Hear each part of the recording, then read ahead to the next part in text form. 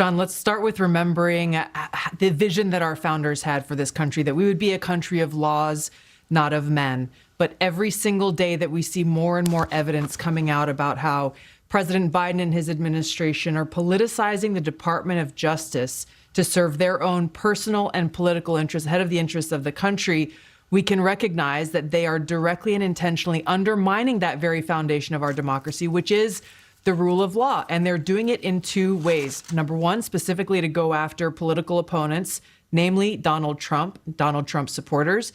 And number two, to protect themselves, to protect Joe Biden, to protect Hunter Biden, to protect their personal and political allies.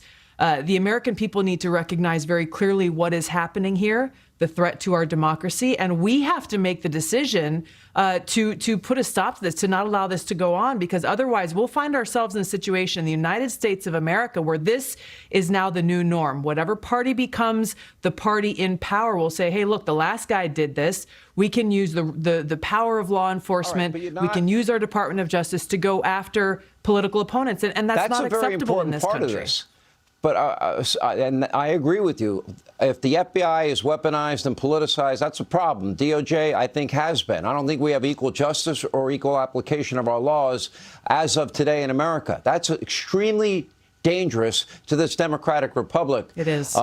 But I want to ask you, Tulsi, this question. We know Joe Biden lied repeatedly, both as a candidate and as a president, when he said he'd never talked to his son or brother or anybody, for that matter, about his foreign business deals. And secondly, that he was never in business. That evolved in the last week or two. He never was in business with his son. Now Devon Archer is confirming he was getting on the phone calls, and it sounds like me that he was the closer. When Burisma most needed the Biden's help, here was the Zolochevsky on the line. Hunter Biden calls his dad. Dad is on speaker.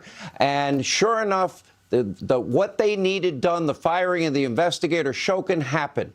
What do you call that? And Hunter continues to get paid. Was that a vice president taking action as vice president for the enrichment of his family?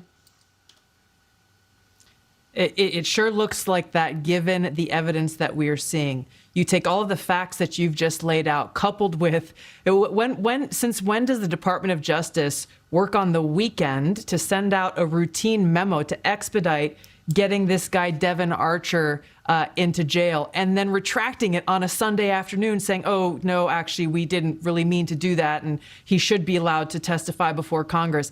They're acting so blatantly and abusing their power to benefit President Biden and the Democrat elite. It's hard to dispute the facts that are before us. It's unfortunate that the Democrat elite in Congress are trying to do that. What do you say about your former Democratic colleagues that just, oh, they were only talking about the weather, but he said he never talked about these things? We only have about 20 seconds. You know, it really sickens me, Sean. It really sickens me, because I know that they don't reflect the vast majority of the American people who really do love this country, who care about the rule of law, and are disgusted just like I am by their actions.